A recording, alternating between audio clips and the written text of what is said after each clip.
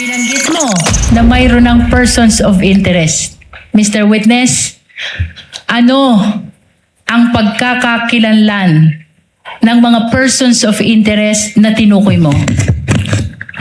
Respectfully, Mr. Presiding Officer, kinalulungkot ko po pero sa akin pong katatayuan bilang NBI Director, hindi ko po maaaring isiwalat ang pagkakakilanlan o pagkatao ng ating mga persons of interest na ito sapagkat gaya ng aking sinabi, this is a continuing and an open investigation po sa nangyari po na pagkontrata sa pagpatay sa ating. Binanggit mo na bahagi ng inyong ginawa ay hanapin ang taong kinausap ng Pangulo. Ano ang inyong napag-alaman, kung mayroon man, kaugnay ng tao na kinausap ng Vice Presidente upang patayin ang Pangulo, ang First Lady at ang former Speaker? Sa ngayon po, ang aming pong investigasyon at ang task force is a continuing and active investigation of the threat to the President. Meron po tayong mga leads natin pong sinusundan at katunayan, we already have established persons of interest na maaaring makapagturo o tumukoy dun sa taong kinausap ng ating Vice Presidente o maaaring isa rito sa tinatawag nating persons of interest ang siyang talagang nakausap ng Vice Presidente. Naku po mga reaction update, PH impeachment day ho ni BP Sara Melvin Matibag. Dumalo na ho dyan at isa nga ho siya sa mga tinuturong witness laban ho dito kay BP Sara. Dito kasi mga kapdita, wala ho siyang paligoy-ligoy na di umano kilala na daw ho niya yung nakausap niya itong ating Vice Presidente na alam nyo na ho kay Bobong Marcos Jr. Pero ang tanong ho dito mga kapdita, nitong tinatanong ho siya nitong si yung kakuntsaba ho niya, si Jervin Luistro, meron na naman ho silang mga paligoy-ligoy. Ano ho yung sinasabi ho natin paligoy-ligoy mga kabdit? Tinatanong ho siya kung sino, bakit hindi niya ituro itong sinasabi niyang taong ito. Sinabi niya ho mga kabdit, hindi niya ho pwedeng isiwalat kung sino ito. Samantala mga kabdit, dyan sa impeachment court, kinalkal na nga ho yung bank records ni BP Sara, pinapabukas na nga nitong si Chis Escudero. Tapos ngayon, itong tinuturo nilang gustong alam nyo na, di umano kay Bobong Marcos Jr. na nakausap daw ni BP Sara, hindi ho nila mailabas. Ano na naman hong kabalbalan ho itong palabas ho nila dyan? Ano ho ba yan mga ka-update? Napilitan lang ho kasi ito si Matibag na dumalo dyan sa impeachment court. Di ba ho, meron ho yung lakad, kung hindi tayo nagkakamali sa ibang bansa sa Thailand.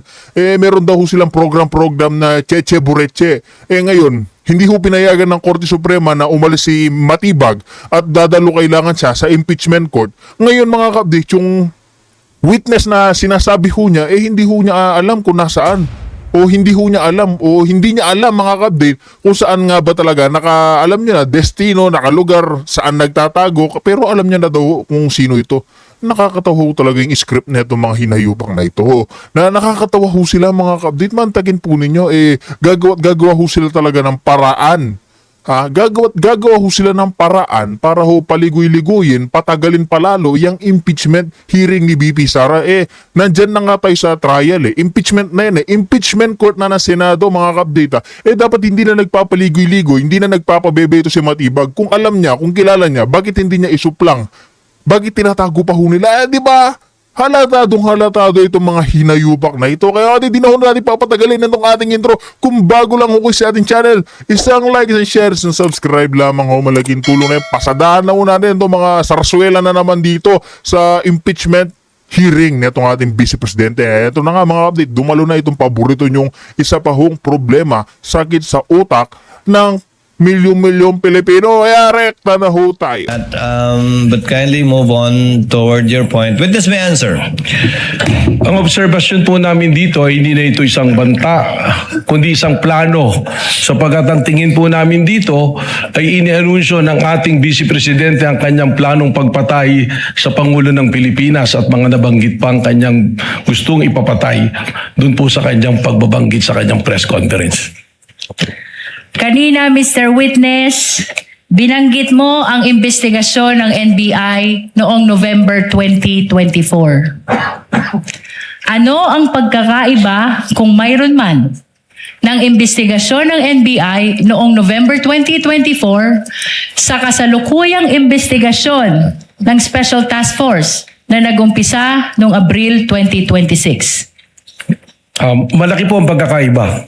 Yung investigasyon po na natapos na ginawa noong November 24 na nag-iimbestiga tuon po sa grave threat at sa inciting to sedition, ito po ay ordinaryong krimen na iniimbestigahan na sa ngayon po ay nakabinbinma sa Department of Justice para sa kanilang resolusyon. Pero ang amin pong iniimbestigahan ay sinuulit ko nga po, the serious, active, and continuing threat to the life of the President which already transcend to a national security issue. Sapagkat malinaw po na hindi na ito banta, kundi isang plano na patayin ang Pangulo ng Pilipinas. With the permission of the Council of the Parties, Chair would like to clarify for the record and for the Senator judges that the investigation conducted by the NBI in November of 2025, the witness was not yet the director at that time, but he can testify as to the fact that the agency he now heads conducted the investigation, but not as to the truth of the investigations conducted at that time, but as to the fact that investigations were conducted only. You may proceed, Counsel.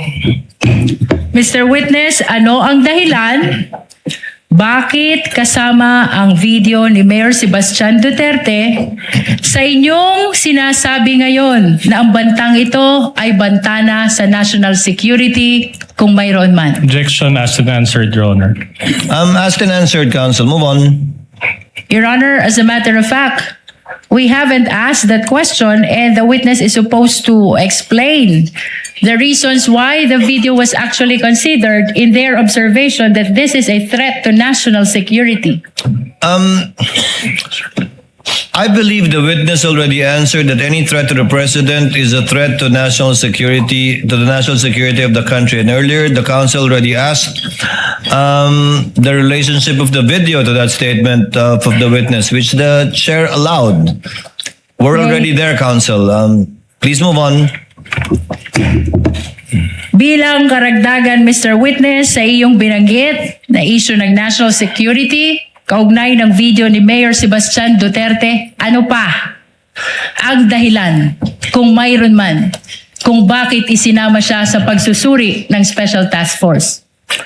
Sapagkat dito na nga po na makikita ng naging pagbabanta ng ating Vice President ay nagkaroon po ng tinatawag natin na epekto. It is a kinetic force na kung saan yung mga nakarinig ng kanyang pagbabanta ay gumagaya na rin at nagbabanta. Lalong-lalo na sila ay nabibilang sa isang pamilya. That is the very purpose of the task force, to monitor all those threats na lumalabas po ngayon at sa araw-araw nga meron po tayong nakikitang threat sa social media, sa mga pahayag po during the mga rallies ay tuloy-tuloy po nabanta sa ating pong Pangulo na umaabot na po na banta sa ating national security.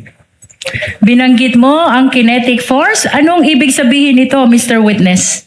Na yung kanila pong aksyon ay nagkakaroon po ng epekto para kumilos sa mga nakakarinig, ang kanilang mga supporter upang maghasik po ng ligalig at kaguluhan po sa ating pong bansa at hindi na nirirespeto ang ating pong konstitusyon at wala na rin pong pagtingin sa ating democratic process. Ano pa ang dahilan kung meron man? Bakit isinama sa pagsusuri ang video ni Mayor Sebastian Duterte kaugnay ng Rage Coalition Rally? Yung Objection presensya, asked and answered, Your Honor. Witness may answer. yung proseso po namin na yan, doon po namin nakita na sinasabi ko nga, yung mga participants dito, yung po mga kilala na mga tao na nagdudulot ng ligalig at pagtutol sa demokrasya po natin. At nandiyon din po yung broadcast na yan, napakarami pong naabot na tao, nasa 600,000 plus po yung live broadcast niyan. Doon na po papasok yung tinatawag ko nga kanina na sinabi kong kinetic force na maaaring magkaroon po ng reaksyon ng mga taong nanonood na ito na hindi po maganda at makagugulo po sa pag-promote po natin ng law and order na primero po nagawain po dapat ng National Bureau of Investigation. Binanggit mo na may mga kilalang personalidad na nakibahagi sa Rage Coalition Rally. Sino-sino itong mga ito? Objection, Your Honor, irrelevant. Witness may answer. Makita po natin doon, may mga senador din po na nandoon. Nandoon din po si Mike Defensor at nandoon po ang mga haligi po ng PDP Laban na akin po mga kakilala. Doon din po ang mga iba't ibang leader sa iba't ibang rehiyon na akin na pong nakasama noon nung ako'y miyembro pa ng PDP Laban. Mr. Witness, ano ang ibig sabihin ng rage kung iyong nalalaman? Objection, Your Honor, irrelevant. I think counsel has already made the connection between the rage, the statements of Mayor Baste, and the statements of the respondent. Witness may answer. Sa Tagalog po niyan ay galit o puot. Yun po. Wala pong acronym yon, Director Matibag. Hindi po kasi tumutugma doon sa acronym nila dahil yung acronym nila Reform Alliance for Good Governance. So hindi po RAGE eh. So medyo malayo po. May procedure, Your Honor. Counsel may proceed. Nabanggit mo din, Mr. Witness, na maraming nanood ng videong ito. Ilan ang nanood ng videong ito kung iyong nalalaman? Sa live broadcast po, lumabas po na nasa 600,000. At ano ang kahalagahan na 691,000 ang nanood sa live broadcast ng videong ito kung mayroon man? Again, ganoon na po kalawak yung nakikita natin na resulta ng pag-asik po, ng ligalig po at pagbabanta po sa kayusan, pati na rin po sa seguridad ng ating Pangulo. Mr. Witness, kanina binanggit mo ang pagkakaiba ng naunang investigasyon ng NBI sa kasalukuyang investigasyon ng Special Task Force ng NBI. Ngayon, ano naman ang ginawa ng NBI sa pagitan ng unang investigasyon kung saan na-file ang kasong grave threat at inciting to sedition sa DOJ, February 2025, sa kasalukuyang investigasyon ng Special Task Force na inumpisahan nung buuin ang STF April 2026, kung mayroon man? Ang sa pagkaalam ko po, Counsel, you mean April 16, 2026. That's you're referring to AO11. Yes, Your Honor. Witness may answer. dun po base po sa tanong ng mula February 25, 2025, ako po ay hindi pa NBI noon, subalit nung ako po ay nag-assume nung February 20, kasama po sa ating pinag-aralan yan at alam naman po natin na ang mandato ng NBI ay ang patuloy na bantayan ng seguridad ng ating mga opisyalis at siguraduhin na may law and order. So ako po na-appraise naman na tuloy-tuloy ang mga monitoring at consultation po at surveillance na ginagawa ng iba't ibang unit noon. Ngayon, nung ako naman po ay pumasok bilang NBI Director at atin pong pinag-aralan yung mga kaso, noong April 16 nga po, itinatag na po natin ang task force na ito upang po matutukan ang mga issue na akin na nga pong nabanggit. Mr. Witness, maraming salamat sa iyong paglilinaw, kaugnay ng nauna at ng kasalukuyang investigasyon ng NBI. Kaugnay pa rin ng Special Task Force, ano ang iyong naging direktiba kung mayroon man? Kaugnay ng video ni Mayor Sebastian Duterte noong April 12, 2026. Akin po ipinag-utos through the task force na may authenticate at may preserve itong video ito sapagkat amin pong iniisip na ito'y magiging material sa amin pong pag-iimbestiga at sa darating po na panahon na amin po itong gagamitin. Mr. Witness, sino ang iyong inutusan upang ma-preserve at ma-authenticate ang video ni Mayor Sebastian Duterte na tinukoy mo? Ito po ay aming naitoka kay Agent Edgar Apolonio po ng Cybercrime Division po. Ano naman ang iyong patunay na ang videong ito ay na-preserve at na-authenticate ni Agent Edgar Apolonio kung mayroon man? Ako po ay nakakuha ng kopya ng affidavit of authentication na ipinasa po sa aking tanggapan at akin po itong nahawakan po. Your Honor, we are requesting that affidavit of authentication of Edgar Apolonio, previously marked as Exhibit P431, be flashed. Likewise, Your Honor, we're requesting that we allow assisting counsel to present the document to the witness for confirmation.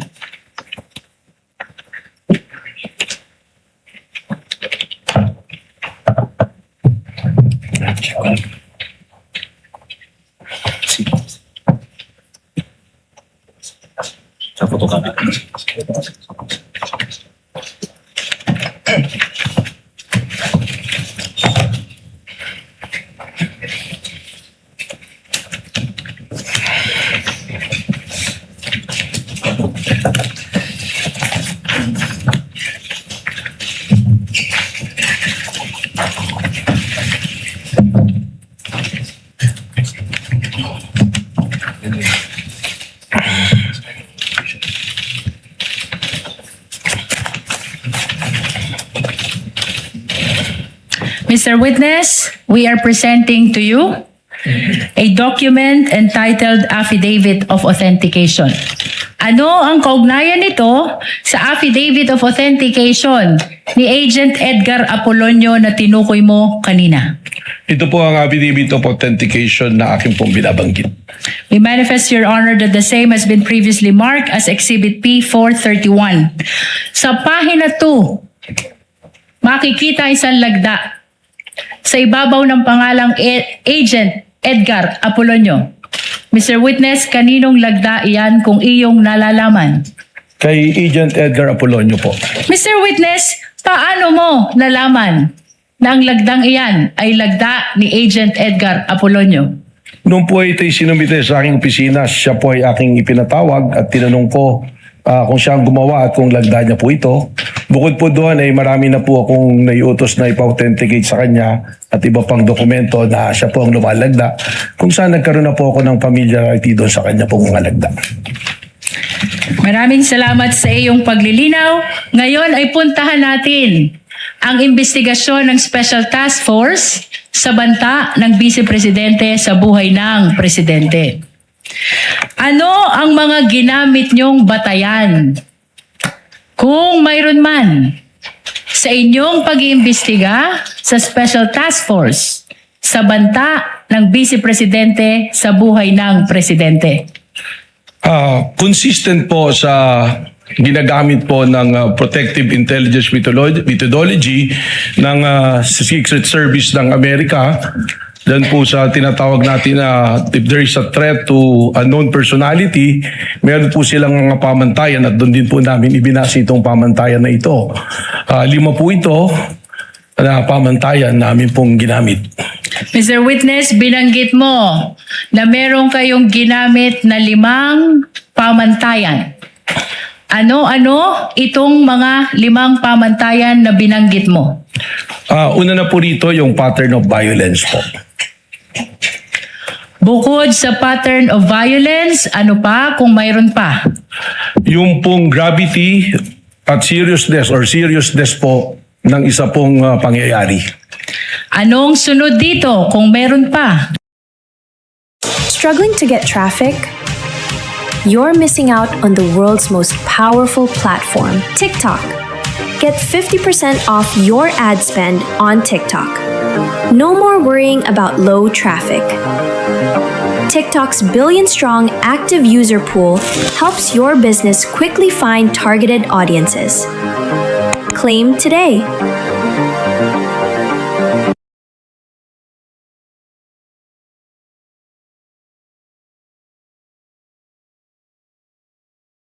Natin ang pattern of violence na una mong binanggit kanina. Ano ang inyong sinuri? Kung mayroon man, kaugnay ng pattern of violence ng Vice Presidente. Sa tulong po ng aming pong Special Task Force ay aming pong binalikan ang mga pangyayari na yan naman po ay lumabas na tinatawag namin sa media na mga open source intel namin.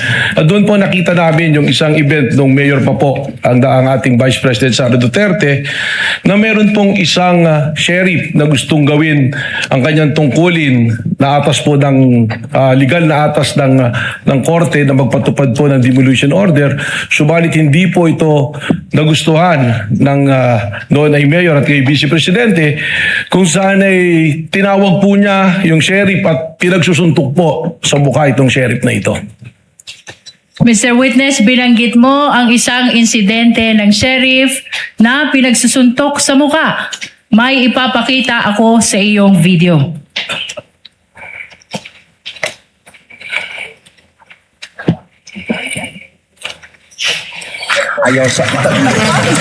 Noong July 2011, habang nakaupong mayor ng Davao City, sinapak ni Vice President Sara Duterte ang isang court sheriff. Ito ba ang insidenteng tinutukoy mo? Tama po, yan po. Bukod sa insidente ng sheriff na sinuntok ng Vice Presidente, ano pa kung mayroon man ang inyong sinuri kaugnay ng pattern of violence ng Vice Presidente? As part of our investigation, kami po ay nakakakuha ng mga dokumento related po dito sa aming inimbestigahan kung saan we got hold of affidavit of ito pong dating police ni si Arturo Las Canas na self-confessed member ng DDS na kung saan doon po sa kanyang affidavit na yan ay ating pong nakita at inilalarawan po at sinasabi nitong ni Arturo Las Canas na ang Vice Presidente mismo ay kasama doon sa Oplan Tokhang, isa sa mga arkitekto ng Oplan Tokhang. At dito rin po niya sinabi na instead na barilin at patayin para hindi nalalaman ng media, ay kidnapin na lamang yung mga subject po, mga shabu users o kaya yung pong ibang gumagawa ng krimen o nagtitinda ng droga at ibaw na lang po sa isang quarry. Na kung saan natagpuan po literal nitong Laod Quarry na mayroon pong mga biktima ng extrajudicial killings. Mr. Witness, nabanggit mo ang affidavit ni Arturo Las Cañas. Nasaan ang affidavit na tinutukoy mo? Objection, Your Honor. May we know the relevance of all these questions? Your Honor, we're establishing the pattern of violence. And this is very much relevant. Witness may answer. Sa pagkakalam ko po, ang affidavit na ito ay nakasumito po sa International Criminal Court na sasalukuyan po dumidinig ng kaso ng extrajudicial killings po. Kaugnay pa rin ng affidavit of Arturo Las Cañas. Nasaan ang kopya nito kung mayroon ka man? Meron po Objection, Your Honor. The witness is not competent to provide an answer on an affidavit that he did not execute. Your Honor, may I respond? Lead counsel may respond. Your Honor, this affidavit of Arturo Las Cañas can be considered as a declaration against interest. He's saying in the affidavit na siya ay hitman, na siya ay bahagi ng Davao Death Squad. And under the rules, Your Honor, this may be considered also even with respect to third party. And in this particular case, Your Honor, the Vice President, the respondent, is the third party. Just a rejoinder, Your Honor. Counsel for the respondent. Then we would have to object to that, Your Honor, because it will be Mr. Las Cañas, if at all, who has the personal knowledge. We're already going into the contents of such affidavit, and the witness is incompetent to testify on that. Chair will make a ruling. It is of no moment that it is a declaration against interest. Again, it is not an exception to the hearsay rule. It's certainly not a declaration against the interest of the witness. However, the court will allow it as part of the testimony and narration only of the witness, not as to the truth of the allegations of fact contained in the affidavit of Las Cañas, just as to the fact that the affidavit went through the office of the NBI director, that he knows of the affidavit, but certainly for the information likewise of the senator judges, not as to the truth of the allegations stated in the Las Cañas affidavit. Witness may answer. Your Honor, we will submit, but we register continuing objection. The continuing objection of the counsel for respondent is duly noted and entered into the records. Mr. Witness, kaugnay pa rin ng affidavit ni Arturo Las Cañas. Nasaan ang kopya ng affidavit na ito? Meron po akong CP. Counsel, witness already answered. He said it is in the ICC, I believe. Your Honor, I am pertaining to his actual copy. You may proceed, counsel. Witness may answer. Nandito po sa akin, dala-dala ko po yung kopya ng affidavit. Your Honor, may we allow the witness to present his own copy? Witness is allowed to produce a copy she is mentioning, is referring to rather in his testimony.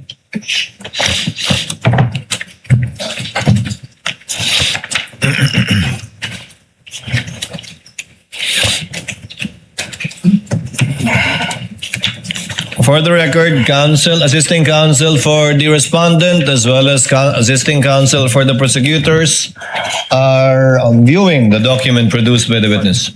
Marky. Your Honor, just a comment. Counsel for the respondents recognized. Your Honor, it appears that this document has not been marked during the pre-trial conference. Your so Honor, may I respond to not that? yet done with my Let manifestation. the counsel for respondent finish, counsel. So in other words, may we request, Your Honor, that we be given a copy of such document as well for our perusal. The prosecutor is so instructed to kindly furnish a copy if indeed this document has not yet been marked.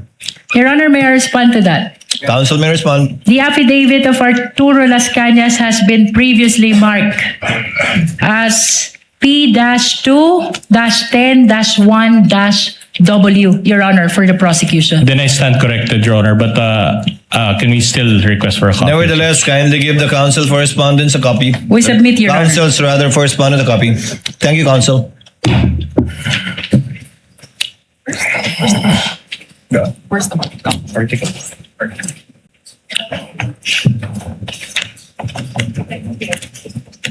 But we make the manifestation, Your Honor, that such Counsel may proceed to make a manifestation. that such exhibit was indeed marked, but it was marked under Article 2, Your Honor, not Article 4. We confirm, Your Honor. Nevertheless, we maintain that this document has been marked during the pre-trial conference, Your Honor. Duly noted. Mr. Witness,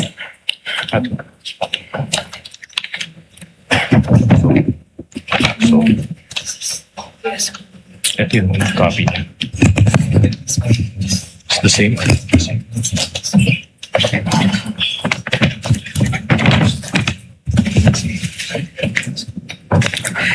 May USB. May USB.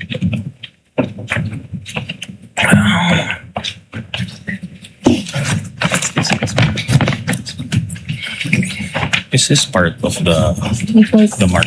Oh, this is part of the mark. Just an additional comment, Your Honor. Counsel may proceed. It appears that the two documents are not the same in that the marked documents contains a page and attached thereto is an USB. However, the copy of Director Matibag does not contain that page, Your Honor. I'm sorry, counsel. It appears, Your Honor, that the two documents are not the same. What two documents are you referring to? The marked exhibit and the set of documents from Director Matibag. With all due respect, Your Honor, the copy that was marked contains a page with annexes, including a USB, and such page does not appear in the copy provided by Director Matibag. So the copy of Director Matibag does not contain a page with an attached USB. That's correct, Your Honor. It's incomplete. Does counsel for the prosecutors, assisting counsel for the prosecutors, or lead counsel confirm that? For the record? we confirm, Your Honor. Nevertheless, the representation of the witness is that the copy is his own copy and does not pertain to the copy of the prosecution. And we will be willing, Your Honor, to use the pre-marked copy for the purpose of confirmation of the witness, Your Honor. If you have it with you, counsel, why not just use that copy? Yes, Your Honor. So that we can go directly to it, unless there are any reservations from the We are counsel. okay, Your Honor. Your Honor, if I may be recognized, we are okay with confronting the witness with his own copy, Your Honor. But again, we manifest that it was not the document that was marked, and it does not contain the USB. Moreover, just an additional manifestation, the marked copy or marked set contains a stamp certified true copy, but it was not signed by anyone, and there was no date provided. Duly noted. Again, this without prejudice to the counsel for the prosecutor, furnishing counsel for respondent with a copy of the exact document produced by Director Matibag for further comparison and or observation either during cross or future proceedings later on. We submit, Your Honor. Your Honor, just a correction. There was a stamp, Your Honor, and a signature, but there was no name. Just for the record, Your Honor. Duly noted for the record. With the permission of the court, we'll be using the pre-marked document, Your Honor, for the purpose of confirmation. Likewise, for the information of the counsel for respondent, would that be okay? Then we take exception to that, Your Honor, because it was not the one that was identified by the witness in open court. What he identified was his own copy. And that copy does not contain any USB. So he does not have, he will be incompetent to testify on a pre-marked exhibit that he did not submit or participate in. The exhibits can be later on compared to with a certified true copy at a later date, as has been previously done by the parties. In the meantime, the chair will allow the witness to use his copy without prejudice to any differences that may be shown either through cross or through the comparison after a copy shall have been furnished to the counsel for respondents. Continuing objection, Your Honor. So ordered. May Continuing we objection is confirm, Your noted. Honor, which copy we will be using for The counsel confirmation? produced by Director Matibag will be the one that will be used. Okay. Mr. Witness, kanina, binanggit mo ang Tokhang, Laod Quarry, at ang Vice Presidente. Saang partikular na bahagi ng affidavit ni Arturo Las Cañas na ipinapakita mo ngayon tumutukoy dito sa mga binanggit mo? Objection, Your Honor. Then that already goes into the contents of such affidavit. And since the witness is not the one who executed the affidavit, then he has no personal knowledge and incompetent to answer that question. Your Honor, may I respond? Moreover, the court already ruled, Your Honor. Counsel for the prosecutor may respond before the court rules on the objection.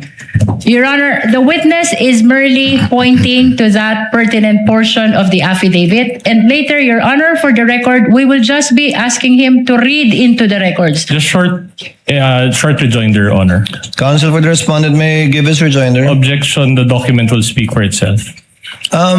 Chair sustains the objection, counsel for the prosecutors. The document will speak for itself, and the document will be furnished to the senator judges anyway, given that it's part of the annexes.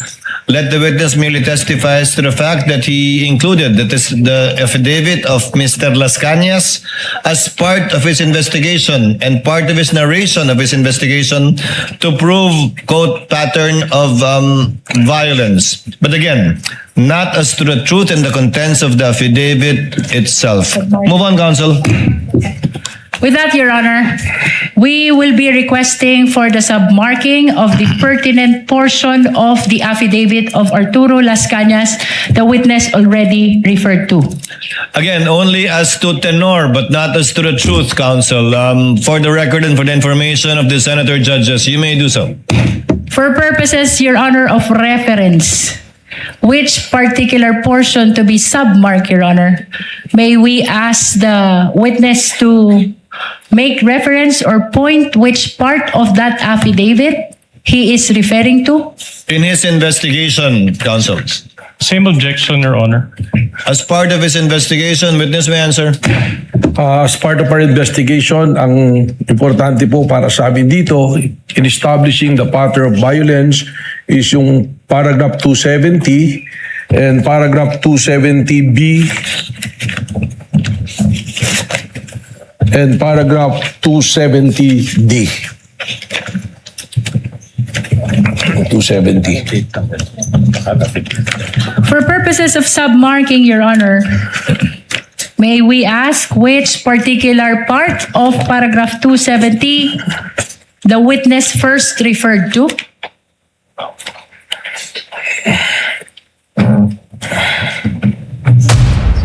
Your Honor, manifestation. Counsel for respondent may proceed. All right. On Your Honor, this pertains to an affidavit of Arturo Las Cañas, and on page 186, Your Honor, of such affidavit, it appears that even the signature is not a wet signature. It's a printed copy, and there's a subscription and sworn to portion thereof, but it's not notarized at all. So this is a mere scrap of paper, Your Honor.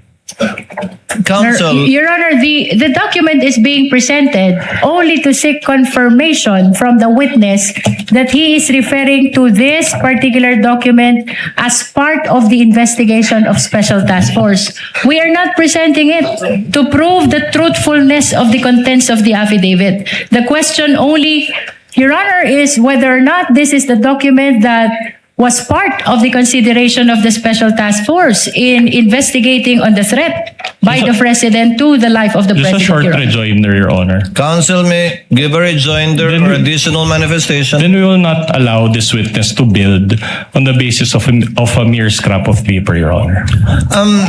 Counsel, it was the counsel for respondent who chose to use this copy instead of the one previously marked.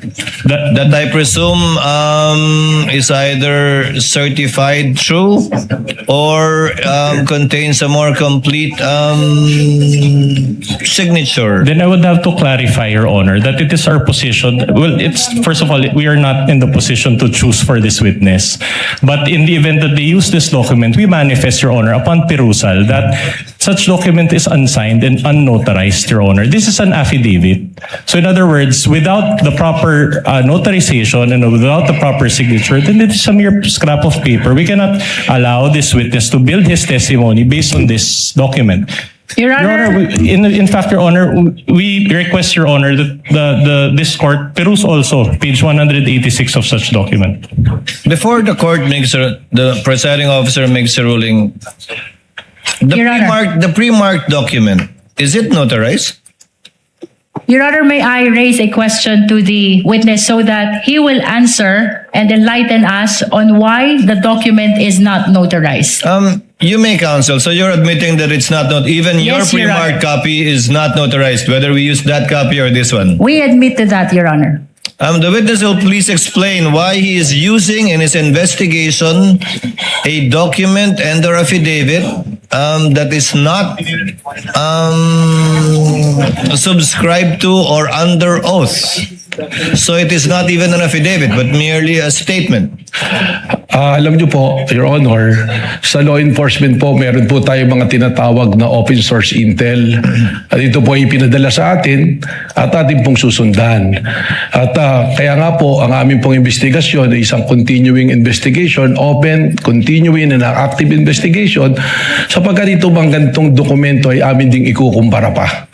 Subalit malaki po ang value ng mga itong bagay sa amin, sapagkat ito po ang nagbibigay rin sa amin ng direksyon at mga leads upang amin pong magampanan ang amin pong tungkulin na mag-imbestiga. So for the second time and for the sake of clarity, and then for the information and guidance of the senator judges, the document being identified by the witness is unsigned, is not notarized, not under oath, and it is only as to the fact that they used this document in their investigation or as part of their investigation, but not as to the truth of the allegations contained in that unsubscribed document that was not made under oath. Also unsigned, Your Honor. Sorry. Unsigned. Also May I make unsigned a because there's a manifestation, Your Honor? signature, but it appears to be a photocopy, so it doesn't qualify as a signature. With the additional manifestation of the respondent, so noted, what is the manifestation of the counsel for the prosecutors? Your Honor, based on the ICC, as relayed to us by our witness in the next article or in the last article that we will present, the ICC does not require notarization of document. Noted, but we are not the ICC counsel. Again, we're just placing on the record the factual situation concerning the document that the witness is testifying to for the information and guidance of the senator judges. Counsel for the panel of prosecutors, may proceed. Mr. Witness, for purposes of submarking, can you read just a portion of paragraph 270, just for the guidance of the impeachment court. Again, Your Honor, same objection. The document will speak for itself. Best evidence of this statement is a document. Your Honor, we wanted As to be previously guided. ruled, the court will allow it. Again, given the limited consideration that the court will give this testimony of the witness and not the truth of what he will read. Witness may answer. Paragraph 270, the years of 2012 to 2013 were the birth of Tokhang operations and the evil side of enforcement in Davao City by its author, the newly installed Davao City Police Office Director Colonel Ronald Bato de la Rosa. The operations were all cleared and approved by Mayors Inday Sara Zimmerman Duterte Carpio and Rodrigo Roa Duterte. Your Honor, we are requesting that the portion read by the witness be bracketed and marked as Exhibit P4-35. So ordered. Mr. Witness, what else is the pertinent portion of this affidavit that you are referring to? As mentioned earlier po, paragraph 270B. For the guidance of the impeachment court, kindly read for purposes of submarking only. While eating, Colonel Bato de la Rosa told me in Visayan dialect, why you summoned me, and I quote, Tur, short of Arturo, my first name. Nakaistorya mi ni Mayor Inday, referring to Davao City Mayor Inday Sara C. Duterte Carpio, parte sa atwang Tokhang operation.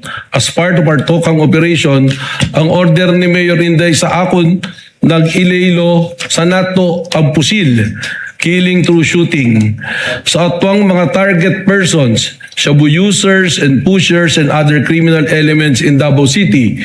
Kay samukan siya media, magsige o pagunta na, pud, kidnapa, abdak na lang ninyo ang inyong target, unya, ilubong sa quarry, laod quarry.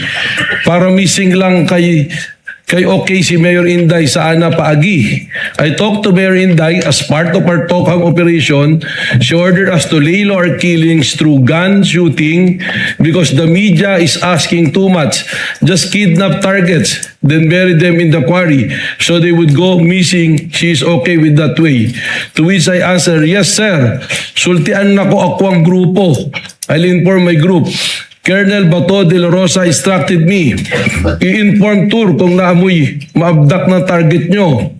Inform me, Tur, whenever you are kidnap a target. Your Honor, we are requesting that that pertinent portion read by the witness be bracketed and marked as Exhibit P4-35A. So marked. Your so Honor, ordered. Counsel for respondent. What? We just want to register again our continuing objection, Your Honor. Again, we already allowed, Your Honor, that the witness at least identify this document. But as to the fact, Your Honor, that he is allowed to read even portions thereof, he's not the author of this affidavit. And as to the truth or falsity thereof, he is incompetent to testify on that. And it already violates, Your Honor, it already violates the rights of our clients because she's being prejudiced by the reading of this affidavit that cannot even be verified because the person is not here to testify. That's our objection, Your Honor. Chair notes the objection and continuing objection of counsel for the respondents, and as an additional, for the third time perhaps, reminder of the presiding officer to my fellow senator judges. The mention of statements allegedly made by then General De La Rosa, now Senator De La Rosa, are clearly hearsay even on the part of Las Cañas himself. But as to the fact that probably he told him that, it may be established if the affidavit of Las Cañas and if Las Cañas is presented here. Again, this is only as to the fact that this is what the NBI used in their investigation and coming up with their findings, not as to the truth of the statements being read by Director Matibag, much less the statements of other parties who did not execute this document. The continuing objection is noted. Witness may answer. Counsel will proceed. We are requesting, Your Honor, that that portion just read by the witness be bracketed and marked as P435A. Mr. Witness, Let it be so, Mark. ano pa, kung mayroon man, ang mahalagang bahagi ng affidavit ni Arturo Las Cañas na tinukoy mo kanina? Same objection, Your Honors. Noted. Witness may answer. Sa paragraph D po, yung portion po nito ay, ito po ay isa sa aming pinagtuunan ng pansin sa aming investigasyon. Please read for the purpose of submarking only. I later called up retired senior police Sonny Benaventura and relayed to him Colonel Ronald Bato de la Rosa's abduction operation ordered to me as allegedly ordered to him by Mayor Inday Sara Duterte Carpio. Sonny Benaventura answered me that would personally confirm and verify the matter with Mayor Inday Duterte. 2 days later, to my recollection, Sonny Benaventura called me and instructed me to meet him in Caltex gasoline station parking area in front of SM Mall Ecoland, Matina, Davao City, because Mayor Inday Sara Duterte will meet him in the said place. Sonny Benaventura wanted me to narrate personally to Mayor Inday Sara about the abduction order of Colonel Ronald Bato de la Rosa regarding his Tokhang operation. I agreed. I immediately proceeded to Sonny Benaventura's location. Upon my arrival on the board of my Strada pickup vehicle in Caltex gasoline station parking area, Sonny Benaventura motored me to the board pickup vehicle. However, before I could do so, Mayor Inday Sara Duterte Carpio arrived on board her SUV vehicle, a Fortuner-like vehicle, colored dark blue. Sonny Benaventura then disembarked immediately from his vehicle and rushed to the vehicle of Mayor Inday Sara Duterte that's a stop a few meters away from Sonny Benaventura's pickup vehicle. I stood in front of Sonny Benaventura's pickup vehicle, looking and then talking. Mayor Inday Sara Duterte Carpio did not get up from the vehicle while talking to Sonny Benaventura, and Sonny was standing on the left side of Mayor Inday Sara Duterte vehicle. Then Sonny Benaventura hand signaled to me to come near him. I saw Mayor Inday Sara Z. Duterte Carpio inside her vehicle alone. I personally heard Mayor Inday Sara Zimmerman Duterte Carpio ordered Sonny Benaventura and I in Visayan dialect, and I quote, "Bulgar naman kayo man, pusilon, shoot." And target ninyo na referring to Sonny and myself nung short of manong older person. Kidnapa na lang ninyo. Target shabu users and pushers and other suspected criminal elements in Davao City. Para missing lang para sila, para dili samok ang media. Shooting your target is too brazen. Just kidnap them so they will just go missing and so that the media won't bother us. Sonny Benaventura replied, "Sige day, okay." Then she drove away. It was a 3 to 5 minute kill order through abduction operation from a lady mayor of our city, the daughter of Mayor President Rodrigo Roa Duterte, that shed much blood of innocent poor Filipino suspected of being shabu users and pushers in Davao City. Now nationwide through the Tokhang campaign of the Philippine National Police for 4-star General and newly elected Senator Ronald Bato de la Rosa. Your Honor. Counsel for Respondent. Then, considering, Your Honor, the reading of this portion of this piece of paper, Your Honor, we ask for a fourth clarification on the part of the chair that the reading of this document, Your Honor, already creates an impression not just to the minds of the senator judges but also the public. They may be misled, Your Honor, to believing the truth or falsity of these statements. So, in other words, Your Honor, this is highly improper with all due respect, Your Honor, for this honorable court to allow the reading of a portion of an affidavit that was not authored by this witness. He doesn't know, he doesn't have personal knowledge, again, and he's not competent to testify as to the truth or falsity of these statements. It is purely hearsay and excluded by the evidence and the rules of court, Your Honor. The chair is inclined at this point to already agree with counsel for Respondent. Chair will cut short any further identifications of the witness in regard to this affidavit. I think you have sufficiently established, counsel, May I the comment, Your Honor? so-called pattern of violence that you sought to establish in the investigation of the NBI regarding the so-called grave threats that they are investigating. But the chair will nevertheless remind again the senator judges, as requested by counsel for the respondents, that this is only as to the fact that Las Cañas executed a document that they used in their open source investigation, not as to the truth of what was read. It was only identified for easy identification by the senator judges, subject to that limited understanding. And I think, counsel, that should be enough for now insofar as establishing your desire rather to establish so-called pattern of violence. Kindly move on already to the other grounds for investigation. Just one last Counsel manifestation. for respondent is recognized. Well, in that case, Your Honor, with all due respect again, then it is like we believe certain portions of the statements as read by this witness because we are already mentioning about a pattern. So in other words, Your Honor, we gave credence, Your Honor, or value to the statements that were read, which is highly improper, and we would like to object to that, Your Honor. We May I did not respond, give Your Honor? credence to it, counsel. We merely allowed the witness to testify as to the evidence he used and or considered in his investigation, which actually has not yet borne fruit unless he will testify to the contrary later on. As I believe the investigation as of this moment is still ongoing.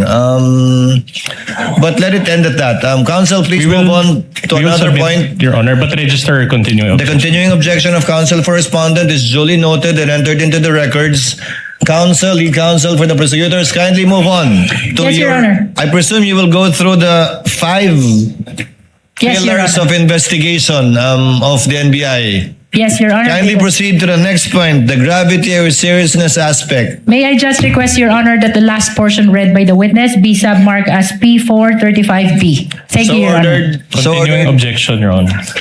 Continuing Maraming objection of salamat the sa counsel is iyong noted. paglilinaw kaugnay ng pattern of violence. Ngayon, puntahan natin ang gravity at seriousness ng banta. Mr. Witness, ano ang inyong sinuri kung mayroon man kaugnay ng gravity at seriousness ng banta? Unang-una na po rito kung sino yung pinagbantaan, sino yung sinabing papatayin. At dito po natin makikita na dalawang pinuno ng dalawang sangay ng ating gobyerno, ang dating speaker at ang Pangulo ng Pilipinas ang pinagbantaan, kasama na rin po ang unang ginan. Kaya para sa amin po ay mabigat at seryoso po ang pagbabantang ito. Bukod sa nabanggit mo na pinuno ng dalawang malalaking sangay ng gobyerno pinagbantaan, ano pa ang inyong sinuri kung mayroon man? Mismong ang Vice Presidente na po ang nagsabi na paulit-ulit na no joke. At pati pag tiningnan po natin yung kanya pong press conference noong November 23, 2024, makikita natin sa kanya na seryoso ang kanyang pagsasabi nito. Bukod dito sa binanggit mo na sinabi ng Vice Presidente, no joke. Ano pa kung mayroon man ang sinuri mo kaugnay ng gravity at seriousness ng banta? Tinignan po natin yung mga kanina katulad ng video noong October 18 at yung pong kanyang video noong November 23 at nasundan pa po ito noong November 26 na sinasabi niya at kinukumpirma na seryoso ang kanyang pagbabanta at siya ay meron ng kinausap at pumayag para patayin ang Pangulo ng Pilipinas. Bukod sa nabanggit mong 3 video, ano pa kung mayroon man ang iyong sinuri kaugnay pa rin ng gravity at seriousness ng banta? Para sa akin po, hindi na ito talaga banta, kundi isa na pong confession ng kanyang plano na pagpatay po sa ating Pangulo. Sapagkat makikita naman natin na sinabi niya na meron akong kinausap at pumayag ang kinausap para patayin ang Presidente. Objection, Your Honor. The witness already is providing conclusions of law, Your Honor. May we ask that it be stricken off the record? Your Honor, may I respond to that? Counsel for the prosecutor may respond. Rather, the lead prosecutor may respond. Your Honor, the witness is testifying as to what transpired during the investigation of Special Task Force. He's testifying on the observation, appreciation, and findings of the Special Task Force. And this is the very purpose of presenting the testimony of NBI Director Melvin Matibag. Short rejoinder, Your Honor. Counsel may give a rejoinder. Part of the witness's response is the use of the term confession, which is a legal term. The witness is a lawyer. He knows exactly what he's doing, Your Honor. Nevertheless, Your Honor, that is the testimony of the witness, and that should be considered by the impeachment court. The presiding officer shall rule, let it stay in the record as part of the narration of the witness, but not as to for the senator judges not to consider it as a conclusion of law, notwithstanding that the witness is the director of the NBI and there is a lawyer and a former dean. That is still not to be used by any of the senator judges as a conclusion of law as to the fact in issue in this impeachment court. Witness may answer. Bukod Rather, sa counsel may binanggit mong proceed. confession, ano pa kung mayroon man ang iyong sinuri, kaugnay pa rin ng gravity at seriousness ng banta? May tuturing po natin ito na mabigat at seryoso sapagkat alam niyo po ang NBI meron po kaming mga foreign counterparts na sa investigation din na patuloy namin pong nakakausap at nakakaugnayan at kasama po ron aming pinag-uusapan ng mga pangyayari sa kanilang lugar, sa ating lugar at pag-aralan po kung paano kami magkakaroon po ng collaboration at pagtutulungan at kung saan po sa amin pong pagkikipag-usap rito ay ating pong napag-usapan ang tungkol po sa ginawang pagbabanta ng Pangulo, ng pangalawang Pangulo sa ating Pangulo at lumalabas po sa aming mga usapan na sinasabi na ito ay seryoso na pagbabanta at sinabi pa nga na kung sa kanilang jurisdiction ito nangyari, maaaring hanggang ngayon ay nakakulong ang nagbanta na Vice Presidente o maaaring natanggal na sa pwesto ang Vice Presidente na nagbanta sa Pangulo. Maraming salamat sa iyong paglilinaw kaugnay ng gravity at seriousness. Puntahan natin yung pangatlong batayan, identity. Mr. Witness, ano ang inyong sinuri kung mayroon man kaugnay ng identity ng pinagmumula ng banta? Ito naman po ay malinaw na na-establish na ng identity at hindi naman po ito itinanggi. Paulit-ulit naman na inamin na ang nagbanta, ang kumausap ng papatay ay ang ating pong Vice Presidente na si Vice President Sara Duterte. Bukod sa Vice Presidente Sara Duterte na tinukoy mong pagkakakilanlan ng nagbanta, ano pa o sino pa kung mayroon man, Mr. Witness, ang inyong sinuri dito sa pag-aaral ng identity o pagkakakilanlan? Sinama na rin po namin dito ang tuloy-tuloy na mga banta kahit na po ng mga ordinaryong individual at kasama na rin po rito ang patuloy na banta po na nabanggit po ng ating pong Mayor Baste Duterte po. Puntahan naman natin ang pang-apat ninyong batayan, capacity. Ano ang inyong mga sinuri kaugnay ng capacity to execute threat? Unang-una po namin tiningnan sa capacity o kapasidad ng nagturan ng pagbabanta o pakikipag-usap nga sa pagpatay. Alam naman po natin ang Vice Presidente may malawak na network.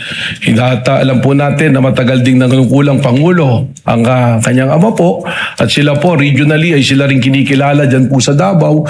Ibig sabihin po marami po silang network na maaari ding ibilang natin dito yung mga men in uniforms sa Philippine military po natin, sa kapulisan. Ito po ay ating ipinactor in na kasama po doon sa kapasidad na kayang gawin po ang kanyang sinabing pagpapapatay. Binanggit mo ang network ng dating Pangulo, ganun din na ang ama ay dating Pangulo. Binanggit mo ang network ng Vice Presidente.